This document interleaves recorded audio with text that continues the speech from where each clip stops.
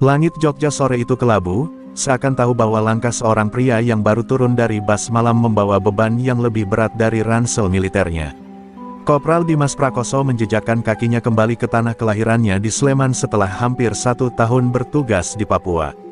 Aroma tanah basah, suara gemericik becak, dan angin yang menyapu dedaunan seolah menyambutnya pulang, tapi hatinya terasa hampa. Sudah lama ia tidak merasakan damai, bahkan kini, damai terasa asing. Dimas bukan orang biasa, tubuhnya ditempa medan pertempuran, pikirannya diukir oleh disiplin militer yang kejam. Tapi saat melihat gapura kampung yang dulu ia lewati tiap hari bersama Bagus, sahabat kecilnya, Dimas mendadak ingin menangis. Ia bukan lagi anak kampung yang suka main layangan, tapi seorang prajurit yang sudah melihat terlalu banyak darah dan kematian. Entah kenapa, ia berharap bisa kembali jadi manusia biasa, meski hanya sebentar. Senyum warga menyambutnya hangat. "Mas Dimas pulang, tuh," seru ibu-ibu sambil membawa bakul sayur. Ada yang menepuk bahunya, ada yang mendoakan keselamatannya. Tapi di tengah hangatnya sambutan itu, Dimas merasakan sesuatu yang aneh. Kampung ini berubah. Bukan cuma bangunan yang lebih ramai, tapi ada semacam ketakutan yang tersembunyi di balik senyuman mereka. Sorot mata warga tidak lepas dari rasa was-was yang ia belum mengerti. Baguslah yang pertama kali ia cari. Dulu, mereka seperti bayangan satu sama lain, tak terpisahkan. Dimas masih ingat saat Bagus mengantarnya ke stasiun waktu ia pertama kali masuk Akmil, sambil berseru, "Kowe bakal jadi prajurit sejati, Mas. Aku bangga banget." Mereka janji, suatu hari, Dimas akan pulang, dan mereka akan buka usaha kecil bersama. Tapi di warung kopi tempat biasa mereka nongkrong, hanya ada bangku kosong dan suara radio usang. Tak ada Bagus, hanya sunyi yang menggigit. Seorang bapak tua, Pak Suroso, mendekatinya dengan langkah pelan. "Mas Dimas, jenengan belum dengar, tuh." Wajah tua itu tampak berat, seperti menyimpan rahasia yang ingin sekali dikubur saja. Dimas menegang, firasat buruk langsung mencengkeram hatinya. "Bagus, temanmu itu, sudah ndak ada, Mas. 3 hari lalu, dikeroyok di pasar. Meninggal di tempat." Dunia Dimas runtuh dalam sekejap. Rasanya seperti granat meledak tepat di dada. Ia terdiam, tak mampu menjawab. Tangannya mengepal, napasnya pendek-pendek. Semua kenangan berkelebat, tawa Bagus, semangatnya, mimpi-mimpi mereka. Kini hanya jadi puing. Dibunuh, dikeroyok, oleh siapa, kenapa? Pertanyaan-pertanyaan itu berteriak dalam pikirannya, tapi lidahnya keluh. Ia hanya bisa menatap langit yang kini mulai menangis bersamanya. Di pemakaman sederhana, Dimas berdiri mematung di depan nisan sahabatnya. Tanahnya masih basah. Ia jongkok, menaruh tangan di atas gundukan tanah, dan berbisik, "Maaf aku terlambat, Gus. Tapi aku di sini sekarang." Matanya tidak berkedip, wajahnya dingin, tapi di dalam dirinya, badai mulai bergemuruh. Ia tidak akan pulang dengan tangan kosong. Tidak untuk kematian seperti ini. Dimas tahu, ada sesuatu yang busuk di kampung ini. Dan jika hukum tidak bisa memberikan keadilan, maka tangan seorang prajurit yang telah ditempa dalam neraka perang akan turun tangan. Ia belum tahu caranya, belum tahu siapa yang harus diburu. Tapi satu hal sudah pasti, darah akan dibayar dengan darah. Pagi berikutnya, kabut tipis masih menyelimuti Sleman saat Dimas melangkah menuju Pasar Gamping, lokasi terakhir tempat Bagus menghembuskan napas terakhirnya. Langkahnya pelan, tapi sorot matanya tajam, penuh dendam yang mendidih diam-diam. Ia menyamar dalam kesederhanaan, kaos oblong kusam, celana jeans lusuh, dan topi caping milik almarhum ayahnya. Tak ada yang tahu bahwa di balik pakaian biasa itu tersembunyi mesin tempur yang pernah menghabisi gerilyawan. Bersenjata di hutan Papua, pasar masih hidup, seperti biasa. Suara pedagang sayur, denting uang receh, dan teriakan tawar-menawar mengisi udara pagi. Tapi tak seperti dulu, wajah para pedagang tampak tegang. Banyak mata yang celingukan, banyak mulut yang lebih suka diam. Dimas memperhatikan satu persatu, gerak-gerik mereka bukan seperti orang sibuk berdagang, melainkan seperti binatang yang hidup dalam ketakutan. Sesuatu, atau seseorang, telah merampas rasa aman dari tempat ini. Tiba-tiba terdengar keributan di ujung barat pasar. Seorang pemuda ditampar hingga terjungkal, hanya karena tidak membayar uang keamanan. 5 orang preman bertubuh kekar mengelilinginya, mengolok-olok sambil menendang barang dagangannya. "Kowe dagang di sini, berarti makan di sini. Mbok bayar jatah, tuh. Teriak salah satu dari mereka, tinggi besar, dengan tato bergambar ular melilit keris di lehernya. Yang lain hanya tertawa keras, seperti anjing buas yang mencium ketakutan. Dimas berdiri tak jauh dari sana, napasnya mulai tak beraturan. Ototnya menegang, tangan kanannya hampir bergerak, tapi ia menahannya. Matanya memindai area sekitar. Preman-preman itu adalah wajah-wajah keji yang disebut Pak Suroso semalam, bagian dari kelompok yang membunuh Bagus. Tapi Dimas tahu, di tempat ramai seperti ini, satu gerakan ceroboh akan menimbulkan kekacauan. Ia hanya menggertakkan gigi dan menunduk, menelan rasa ingin menghancurkan mereka saat itu juga. Ia mendekati pedagang tua yang terlihat sangat ketakutan setelah keributan itu usai. "Pak, siapa mereka?" tanyanya pelan. Si bapak menoleh dengan cepat, lalu menunduk, seakan takut mata mereka bertemu. "Mas, sampeyan jangan ikut campur, itu orang-orangnya Doyok." 8 orang preman yang menguasai pasar, parkiran, terminal, bahkan beberapa kafe di sekitar sini. Mereka bukan cuma preman biasa. Ada backingnya. Suaranya bergetar, seperti menyebut nama setan. Nama itu langsung melekat di kepala Dimas. Doyok, dia dalangnya, pemimpin dari 8 preman biadab itu. Mungkin dialah yang memerintahkan pengeroyokan terhadap Bagus. Dimas mencatat nama itu di kepalanya seperti seorang penembak jitu mengunci target. Ia tidak bicara banyak, tapi di dadanya, api dendam menyala makin besar, seperti kobaran napalm yang siap meledak. Sebelum pergi, Dimas memandangi bekas darah yang masih menodai lantai dekat tempat Bagus jatuh. Di titik itu, ia berdiri diam cukup lama hingga seorang anak kecil yang lewat bertanya polos, "Om, kenapa lihat lantai terus?" Dimas tersenyum kecil, pahit. "Di sini ada yang mati, Nak. Temanku, dan orang-orang yang melakukannya, belum membayar." Ia melangkah pergi dari pasar dengan langkah lebih pasti. Hari itu, ia tidak membawa belanjaan, tidak membeli apapun. Tapi ia pulang dengan sesuatu yang jauh lebih penting, satu nama, satu misi, dan satu janji yang kini berakar dalam-dalam di jiwanya. Perang pribadinya baru saja dimulai. Sore itu, langit kembali murung, seolah menjadi langit yang sama saat Dimas tiba di Sleman 3 hari lalu. Hujan rintik turun pelan, membasahi dedaunan dan atap rumah warga. Di dalam kamar mungilnya, Dimas duduk diam dengan mata menatap kosong pada dinding yang tak bergeming. Di tangannya tergenggam erat sebuah foto lama, ia dan Bagus, masih bocah, tertawa lepas sambil memegang layangan. Gambar yang dulu penuh kenangan, kini hanya menyisakan perih. Suara dari luar memanggilnya. Ibunya Bagus, Bu Rumiem, datang dengan langkah terlatih membawa 2 kantong kresek berisi tumpeng syukuran 7 harian kematian anaknya. "Mas Dimas, ibu tahu kamu orang militer, tapi bukan berarti kamu bisa lawan mereka sendiri," ucapnya lirih sambil menatap Dimas dengan mata berkaca. "Yang ibu pengen, cuma keadilan buat anak ibu." Kata-kata itu menamparkan hati Dimas seperti tamparan maut, lembut tapi menusuk. Sampai ke tulang. Malam harinya, Dimas pergi ke polsek setempat, berharap ada setitik keadilan di sana. Ia berbicara dengan seorang perwira jaga, menyerahkan bukti foto pengeroyokan yang didapat dari salah satu pedagang pasar. Tapi jawaban sang petugas hanya membuat darahnya mendidih. "Kami masih menyelidiki, jangan bertindak gegabah, Pak Dimas. Ini wilayah sipil, bukan medan perang." Ucapan itu diiringi dengan tatapan sinis, seolah menyiratkan bahwa kasus ini hanya akan menjadi angka dalam tumpukan berkas tak tersentuh. Di luar kantor polisi, Dimas menghela napas panjang. Malam makin larut, tapi pikirannya terus bergolak. "Kalau hukum tak bisa bertindak, maka keadilan akan kutuntaskan dengan tanganku sendiri," gumamnya. Ia duduk di atas motornya, menatap langit malam yang kini penuh awan kelabu. Dalam benaknya, wajah Bagus terus muncul, lebam, tak bernyawa, penuh luka. Dimas merasa gagal sebagai sahabat, dan ia bersumpah, itu takkan dibiarkan tanpa balas. Keesokan harinya, ia menemui teman lamanya dari Satuan Intelijen, Sersan Madya Yusuf, yang sudah lama pindah tugas ke Jogja.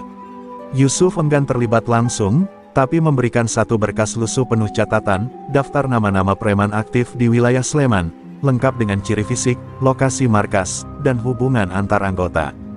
Di bagian bawah catatan itu tertulis tebal, Doyok, mantan napi, dulunya eksekutor bayaran. Sekarang penguasa pasar dan terminal. Dimas membaca daftar itu seperti seorang komandan membaca peta perang. Jantungnya berdegup lebih cepat. Ada 8 nama yang ditandai. 8 orang yang terlibat langsung dalam penganiayaan terhadap Bagus. 8 orang yang akan menjadi bagian dari misinya. Satu persatu, mereka akan jatuh. Perlahan, senyap, tanpa ampun. Di kamar kecilnya malam itu, Dimas mulai merakit kembali bagian-bagian dirinya yang dulu ia kubur bersama seragam. Ia membersihkan belati lapangan yang selalu ia simpan, membuka kotak kecil berisi perlengkapan lama, sarung tangan hitam, senter militer, kompas darurat, dan peta topografi Sleman. Jiwanya kembali hidup, bukan sebagai warga sipil, tapi sebagai predator. Dan sebelum tidur, ia menulis satu kalimat di buku kecil yang ia bawa dari barak terakhir di Papua, 8 pelaku. 8 malam, 8 nyawa akan hilang. Ia tidak menunggu hukum, ia adalah hukum malam itu. Dan malam-malam ke depan akan dipenuhi sunyi dan darah. Pagi di Sleman terasa lebih sunyi dari biasanya. Di balik jendela yang terbuka setengah, cahaya matahari menyelinap masuk ke kamar Dimas, menyinari meja kecil tempat ia duduk dengan wajah menunduk. Di depannya terbentang selembar kertas putih, bersih, dan sebuah pena hitam di genggamannya. Ia telah membunuh musuh di hutan rimba, menghancurkan sarang pemberontak di medan tempur, tapi menulis surat ini terasa jauh lebih berat. Tangannya gemetar, bukan karena takut, tapi karena luka batin yang tak bisa diobati dengan peluru. Komandan Sat 81 Kopassus, kalimat pembuka ditulis dengan rapi. Nafasnya tertahan, setiap huruf yang ia tulis terasa seperti palu godam yang memukul jiwanya. Ia menulis tentang niatnya mundur dari dinas aktif, tentang alasan pribadi yang tidak bisa ia sampaikan secara rinci. Ia tahu, komandan akan mengerti.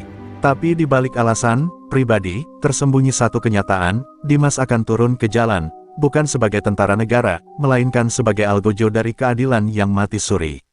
Saat surat itu rampung, Dimas menatapnya lama. Tak langsung ia masukkan ke amplop. Ia letakkan di laci, bersandar pada pistol FN bawaan dinas yang sudah ia lepaskan magasinnya. Surat itu bukan akhir, tapi awal.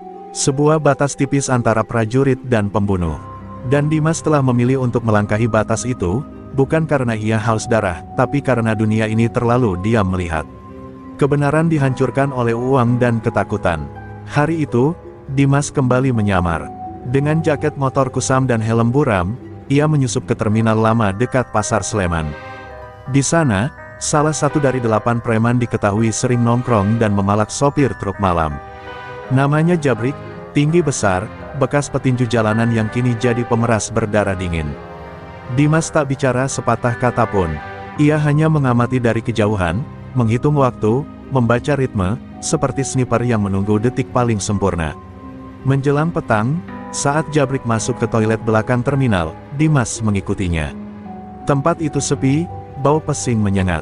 Tapi bagi Dimas, itu bukan toilet, itu arena eksekusi. Ia kunci pintu dari dalam, lalu berbicara untuk pertama kalinya. "Kowe salah mukul orang, Jabrik. Sekarang giliranku." Jabrik tak sempat bereaksi. Satu pukulan ke leher, diikuti sabetan siku ke rahang, membuat pria kekar itu roboh seperti karung kosong. Tak ada suara, hanya tubuh yang menggeliat pelan sebelum benar-benar diam. Dimas menatap tubuh yang kini tergeletak di lantai dengan dingin. Tidak ada rasa puas, tidak ada kegembiraan, hanya satu langkah selesai dari 8. Ia mencuci tangannya di wastafel yang berkarat, menatap bayangannya sendiri di cermin retak. "Satu jatuh, Gus," bisiknya pelan, seolah bicara pada Bagus di alam lain. 7 lagi. Malam itu, ia kembali ke rumah dan duduk di depan surat pengunduran dirinya. Tapi ia belum mengirimkannya, belum saatnya. Surat itu akan dikirim setelah semua 8 dikubur. Setelah dendam Bagus terbayar lunas. Untuk saat ini, surat itu hanya simbol, bahwa ia bukan lagi seorang prajurit. Ia kini adalah bayangan, dan bayangan akan menghantui malam-malam Sleman tanpa suara, hingga semuanya selesai. Hujan deras mengguyur Sleman malam itu. Di antara kilatan petir dan gemuruh langit, berita mulai berembus liar seperti angin badai. Seorang preman ditemukan tewas di toilet terminal tua. Jabrik, tubuhnya kaku dengan rahang patah dan leher memar hebat. Tak ada saksi, tak ada rekaman CCTV yang utuh, hanya tubuh besar yang tergeletak seperti binatang buas yang kehilangan taring. Polisi datang, pasang garis kuning, tapi mereka tahu, ini bukan pembunuhan biasa. Ini pesan. Kabar kematian Jabrik menyebar cepat, seperti api di ladang kering. Di warung kopi, sopir-sopir mulai berani bicara. Akhirnya ono seng wani karo preman-preman kae. Di grup WhatsApp warga pasar, muncul spekulasi liar. Gak mungkin warga biasa, iki kerjaan profesional. Tapi yang paling ketakutan adalah 7 orang yang tersisa. Mereka tahu, satu dari mereka sudah tumbang. Dan seseorang sedang memangsa mereka satu persatu. Doyok, si pemimpin gerombolan, mengamuk di sebuah kafe tempat dia biasa kumpul. "Sopo sing main gila," teriaknya sambil membanting botol bir ke lantai. Ia tahu Jabrik bukan orang lemah. Kalau bisa dilumpuhkan segitu cepatnya, maka lawannya bukan sembarang orang. "Kita punya musuh, tapi dia bukan preman. Dia pembunuh diam-diam," gumamnya pada anak buahnya. Malam itu, Doyok menyuruh semua anggotanya tidak berkeliaran sendirian. Tapi Dimas sudah tahu cara kerja gerombolan seperti mereka, takut, tapi arogan. Selalu ada yang keluar barisan. Dan benar saja, esok harinya, target kedua mulai terbuka. Namanya Satim, tukang parkir brutal di depan toko besi, sering memukul warga yang tak mau bayar uang parkir fiktif. Dimas menunggu. Ia mengamati Satim seperti pemburu mengintai rusa, sabar dan sunyi. Saat malam tiba dan toko-toko mulai tutup, Satim menyelinap ke gang belakang untuk buang air kecil. Ia tidak pernah kembali. Tubuh Satim ditemukan tergantung di tiang listrik kecil dekat sungai kecil belakang ruko. Mulutnya disumpal kain, lehernya terikat tali nilon. Di sakunya ada secarik kertas bertuliskan, "Satu lagi untuk Bagus." Polisi mencoba membingkai ini sebagai bunuh diri. Tapi warga tahu, ini bukan orang yang bunuh diri. Ini pembalasan, sistematis, diam, mematikan. Seperti hantu yang menagih nyawa. Dimas menyaksikan berita itu dari dalam kamar gelap, cahaya TV berkelip di wajahnya yang dingin. Ia duduk tenang, mencatat hasil. 2 dari 8 selesai. Hatinya belum lega, tapi malam-malamnya kini punya tujuan.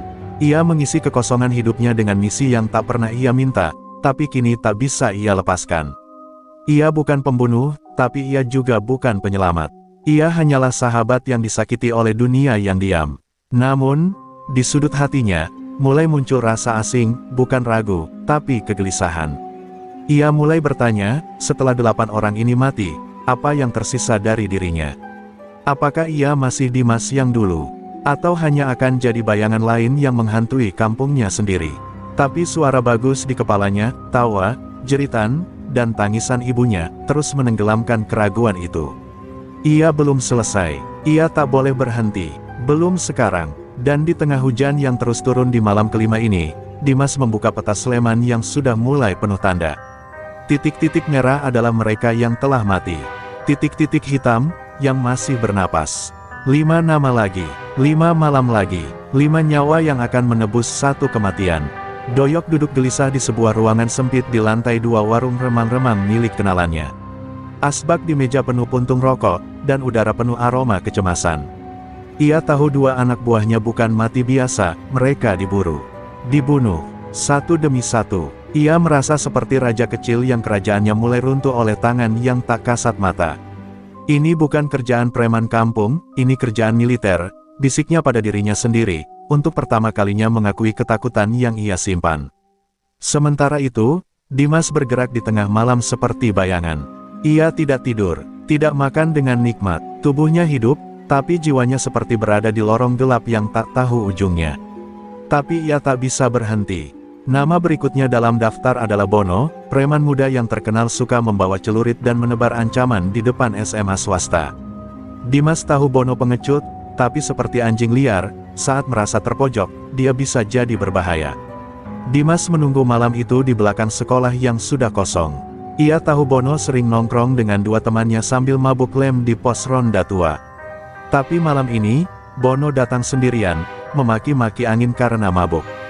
Dimas menghampirinya dalam senyap, dan sebelum Bono sempat mengeluarkan senjata, tangan Dimas sudah mencekik dan membenturkan kepalanya ke dinding bata.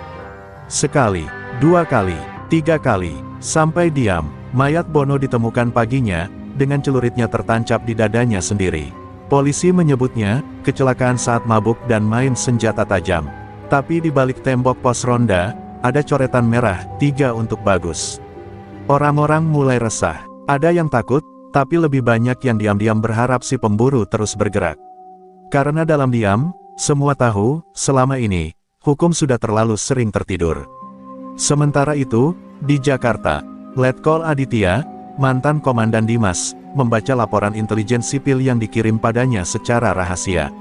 Nama Dimas muncul sebagai kemungkinan besar pelaku serangkaian pembalasan berunsur militer di Sleman. Aditya menatap layar laptopnya lama, lalu menghela napas berat. "Kamu tidak bisa terus seperti ini, Dim," gumamnya lirih. Ia tahu, Dimas bukan psikopat, tapi luka kehilangan kadang lebih tajam dari peluru. Di Sleman, Doyok mulai menyusun rencana. Ia mengumpulkan keempat anak buah yang tersisa, menyewa 3 orang bayaran dari luar kota, dan menyebar mata-mata di pasar, terminal, dan gang-gang sempit. "Orang ini main diam-diam. Kita tangkap dia hidup-hidup. Biar aku yang kupas kulitnya pelan-pelan," katanya sambil menatap foto Jabrik dan Satim yang dicetak besar. Doyok merasa sedang diburu, dan tak ada binatang yang lebih berbahaya dari pemangsa yang terpojok. Namun Dimas tahu ia kini menjadi buruan. Setiap langkahnya terasa berat, seolah bayangan sendiri pun bisa menjadi jebakan. Tapi ia sudah melewati batas takdir. Ia tak punya pilihan untuk mundur. Di malam itu, ia menulis di balik peta yang mulai lusuh, "Aku yang kamu cari. Tapi jangan salah, aku juga sedang mencarimu." Kalimat itu ia selipkan ke dalam saku jas Bono, sebagai peringatan dan tantangan. Dan di bawah langit yang kembali diguyur hujan, Dimas menatap ke arah timur, tempat matahari nanti akan terbit. Ia tahu, darah belum cukup, rasa kehilangan belum habis, tapi satu hal yang pasti, malam belum selesai. Dan saat malam menutupi wajah kota, ia akan datang lagi, sebagai kabut. Sebagai bayangan, sebagai kematian yang tak bisa dicegah. Letkol Aditya tiba di Sleman 2 hari setelah laporan terakhir masuk. Ia menyamar, mengenakan jaket kulit dan topi lusuh, menghindari perhatian publik.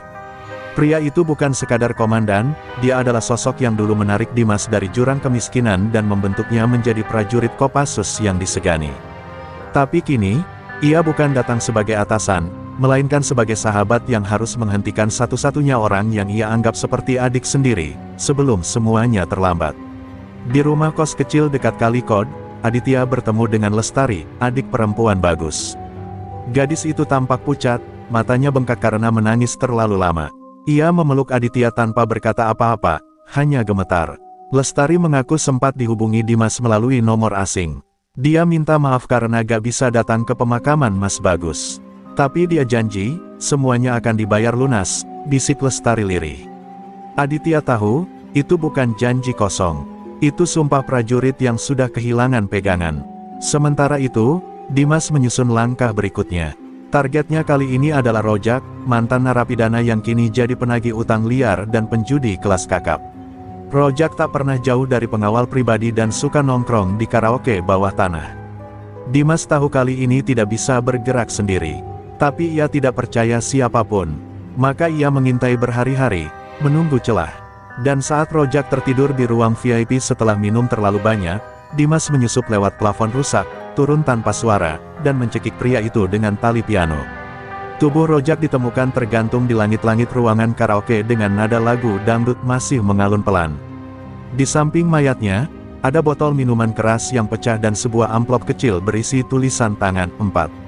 Untuk Bagus, untuk semua yang dilukai dan dibungkam. Kali ini, media mulai mencium jejak. Wartawan lokal mulai menyebut kasus ini sebagai pemburu malam Sleman. Tapi di ruang-ruang senyap aparat, muncul satu nama yang berani dibisikkan, Dimas Adinata. Doyok makin panik, satu lagi hilang, dan ia tahu tak bisa lagi bertahan. Ia memanggil bayaran baru, tapi mereka menolak. "Kita bukan main sama preman. Ini mantan pasukan elit," ujar salah satu dari mereka sebelum kabur keluar kota. Tinggal 3 dari 8. Dan Doyok sadar, jika dia tak menyerang duluan, maka giliran mereka tinggal soal waktu. Aditya mencari Dimas. Ia memeriksa lokasi-lokasi lama, titik-titik operasi dahulu, rumah masa kecil Bagus. Ia tahu Dimas akan selalu meninggalkan jejak, bukan secara fisik, tapi secara emosional. Aditya ingat bagaimana Dimas selalu menulis jurnal di tengah misi. Ia menemukan satu dari catatan itu di balik tempat tidur kos tua milik Bagus, tulisan tangan Dimas yang gemetar tapi tegas. Aku bukan malaikat, tapi kadang iblis lebih jujur daripada hukum. Pertemuan itu semakin dekat. Dua prajurit dengan prinsip yang bertolak belakang akan segera saling bertatapan, satu ingin menyelamatkan yang tersisa dari kemanusiaan sahabatnya, satu lagi sudah terlalu tenggelam dalam darah dan kehilangan. Dan di antara mereka, malam Sleman menjadi lebih dingin dari biasanya. Karena ketika dua bayangan bertemu, hanya satu yang akan muncul saat fajar tiba. Malam itu, langit Sleman kelabu. Angin berhembus kencang seolah membawa firasat buruk. Di sudut kamar kos kecil yang sepi, Dimas duduk menatap foto usang, foto saat ia, Bagus, dan Letkol Aditya tertawa bersama di tengah latihan di hutan Kalimantan. Semua terlihat begitu sederhana saat itu, kehormatan, persaudaraan, dan negara. Tapi dunia berubah, dan kini, 2 dari 3 dalam foto itu tersisa, berdiri di ujung tombak yang saling mengarah. Aditya akhirnya menemukan Dimas lebih cepat dari yang ia kira. Di sebuah masjid tua yang tak lagi ramai, Dimas berdiri diam, menatap langit-langit yang retak. Saat langkah Aditya mendekat, mereka tak langsung bicara. Hanya sunyi dan doa-doa yang tertinggal di dinding. "Kamu berubah, Dim," kata Aditya pelan. Dimas menunduk, lalu menjawab tanpa menoleh, "Aku cuma berubah jadi orang yang dunia paksa untuk bertahan." Aditya mencoba membujuk. Ia bicara tentang hukum, tentang batas, tentang bagaimana darah tak akan mengembalikan Bagus. Tapi Dimas menatapnya dengan mata yang tak lagi sama, mata seorang prajurit yang sudah kehilangan kompas. "Bagus mati minta tolong. Aku dengar suaranya tiap malam. Kalau negara diam, biar aku yang bicara dalam bahasa mereka, rasa takut." Sementara itu, Doyok mengatur rencana terakhirnya. Ia sudah terlalu terpojok. Ia tahu siapa musuhnya, dan ia punya satu-satunya kartu yang bisa menggertak seorang prajurit, menyandera orang yang berarti.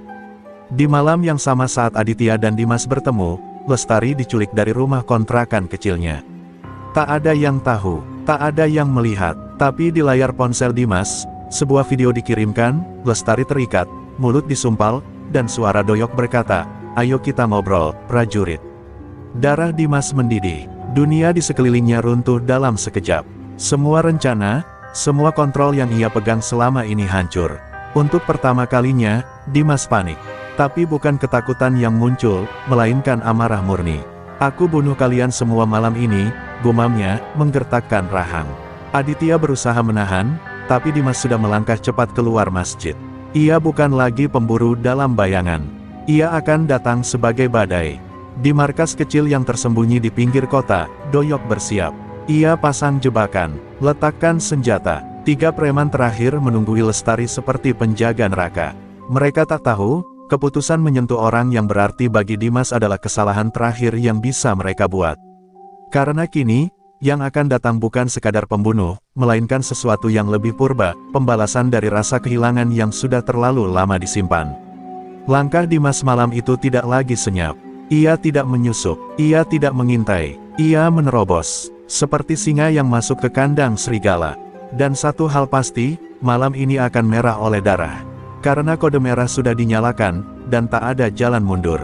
Markas persembunyian Doyok berada di gudang tua bekas pabrik rokok, jauh dari pemukiman. Di dalamnya, lampu-lampu kuning menyala temaram, kabel-kabel menggantung, dan suara tikus sesekali terdengar dari atap seng. Lestari terikat di tiang tengah, wajahnya lebam karena sempat melawan. Tangisnya sudah habis, matanya kini hanya memancarkan keputusasaan. Preman-preman yang tersisa tertawa mengejek, menganggap diri mereka menang. Mereka belum tahu, mimpi buruk sedang menuju mereka dengan langkah pasti. Dimas tiba tanpa suara, tapi tidak lagi dalam bayangan. Ia masuk dari atap, meluncur turun di antara rangka baja, lalu menjatuhkan 2 orang penjaga. Dengan presisi kejam, satu dicekik dengan kawat baja, satu lagi dipatahkan lehernya. Tidak ada waktu untuk rasa bersalah. Di malam ini, hanya satu hukum yang berlaku, membalas atas nama yang dicintai.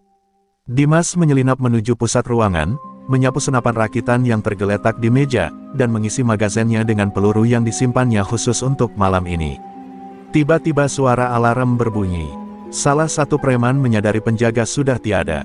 Doyok langsung panik. Ia mencabut pistol dari pinggangnya dan merapat ke tiang tempat Lestari terikat. "Muncul kau, bajingan, atau adik temanmu ini mati sekarang." Teriaknya penuh kemarahan bercampur takut. Tapi yang menjawabnya hanya suara peluru yang menghantam lutut salah satu anak buahnya. Teriakan itu disambut kekacauan, lampu padam, bayangan bergerak cepat, dan satu persatu mereka jatuh seperti boneka tanpa tali. Dalam gelap, Dimas bergerak seperti arwah gentayangan. Senjatanya membisikkan kematian dari sudut-sudut tak terduga. Salah satu preman sempat mencoba lari keluar, tapi granat kejut meledak di pintu, memekakkan telinga dan melumpuhkan arah. Darah mulai mengalir di lantai semen. Jeritan bercampur debu. Lestari hanya bisa memejamkan mata, tubuh gemetar di tengah suara tembakan dan bau mesiu yang menyesakkan dada. Akhirnya hanya Doyok yang tersisa. Ia menggenggam Lestari dan menodongkan pistol ke kepalanya. Nafasnya terengah, keringat dingin mengalir deras. "Kita sama, Dimas. Kita cuma korban. Dunia ini busuk," teriaknya. Tapi Dimas, yang kini berdiri hanya beberapa meter darinya, tidak menjawab dengan kata-kata. Ia menatap Doyok seperti menatap sesuatu yang sudah mati sejak lama. Lalu, dalam satu gerakan cepat, ia menarik pelatuk. Peluru menembus bahu Doyok, membuat pistolnya terlepas dan tubuhnya jatuh bersimbah darah. Dimas menghampiri Lestari, membuka tali dengan tangan gemetar. Gadis itu menangis dalam pelukannya, akhirnya bisa bernafas. Tapi air mata Dimas justru jatuh lebih deras. "Maaf, aku terlalu lama," bisiknya lirih. Di balik pelukan itu, suara sirene polisi mulai terdengar di kejauhan. Aditya telah mengirim koordinat setelah mengikuti Dimas diam-diam. Ia tahu malam ini akan berdarah, tapi ia harus memastikan Dimas tak menghilang dalam kegelapan selamanya. Saat fajar menyingsing, gudang tua itu dipenuhi polisi dan pasukan bersenjata. Doyok digotong keluar hidup-hidup, meski kritis. Lestari dibawa ke rumah sakit. Dan Dimas, ia berdiri sendiri, tangannya diangkat tanpa perlawanan, wajahnya penuh luka, tapi matanya untuk pertama kali sejak Bagus mati, terlihat tenang. Aditya mendekat, menatapnya dengan perasaan campur aduk. "Akhirnya kamu berhenti," kata sang letkol. Dimas menatap ke arah langit pagi dan menjawab pelan, "Bukan berhenti, cuma sudah cukup." Di ruang interogasi yang dingin, Dimas duduk termenung, luka-lukanya mulai mengering, namun luka di hatinya terasa semakin dalam. Letkol Aditya duduk di seberang, diam sejenak sebelum berkata, "Dimas, kau sudah bayar harga yang mahal. Tapi dunia tak selalu adil, dan hukum harus berjalan." Dimas mengangguk pelan, tahu bahwa ia harus menghadapi konsekuensi, meski rasa kehilangan belum sepenuhnya hilang. Lestari, yang kini telah pulih, datang mengunjungi Dimas di penjara. Mata gadis itu merah, tapi penuh tekad. "Mas Bagus ingin kita hidup, bukan mati dalam dendam," katanya lirih. Dimas menatapnya, ada harapan yang tumbuh dari kesedihan mereka berdua. "Aku berjanji, setelah semua ini, aku akan mencoba hidup yang Bagus inginkan." Kata-kata itu menjadi janji yang melekat di dalam dirinya. Di luar penjara, masyarakat Sleman masih membicarakan aksi Dimas, ada yang menganggapnya pahlawan, ada pula yang melihatnya sebagai pembunuh.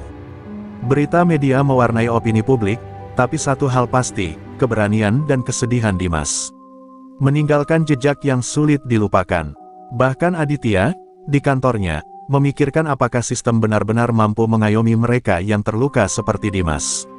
Waktu berjalan, dan Dimas menjalani masa hukumannya dengan penuh kesabaran. Ia mulai menulis, menyalurkan rasa kehilangan dan kemarahannya ke dalam sebuah buku yang kelak akan menjadi saksi bisu perjuangan batinnya. Buku itu bukan sekadar kisah balas dendam, tapi juga renungan tentang arti persaudaraan, keadilan, dan harapan yang rapuh di tengah dunia yang keras. Lestari aktif bergerak di komunitas sosial, berusaha mengubah luka menjadi kekuatan. Ia berdiri di depan anak-anak jalanan, menceritakan kisah Bagus dan Dimas sebagai pelajaran hidup, bahwa kekerasan bukan jawaban, tapi keberanian menghadapi luka dan membangun kembali diri adalah kemenangan sejati. Namanya perlahan dikenal sebagai sosok yang membawa perubahan dari tragedi. Suatu sore, di halaman penjara, Aditya datang mengunjungi Dimas lagi. Kali ini bukan sebagai atasan, tapi sebagai teman lama yang turut merasakan beratnya masa lalu. Mereka duduk bersama, berbicara tentang masa depan yang tak pasti. "Kita semua punya cara bertahan," ujar Aditya. "Kau dengan caramu, aku dengan caraku. Tapi jangan hilangkan manusia dalam dirimu."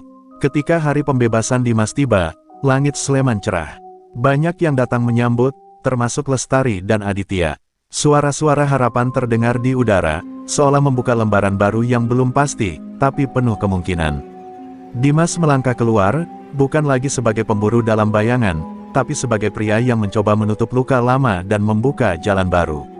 Malam pertama setelah bebas, Dimas duduk di tepi sungai Kod, menatap air yang mengalir tenang. Ia teringat Bagus, sahabatnya yang tak pernah kembali. Tapi kini, di dalam hatinya, ada ketenangan yang lama hilang. Ia tahu, hidup bukan tentang membalas dendam, tapi tentang belajar melepaskan. Dan malam itu, di bawah bintang-bintang yang diam, Dimas berjanji untuk hidup lebih dari sekadar bertahan.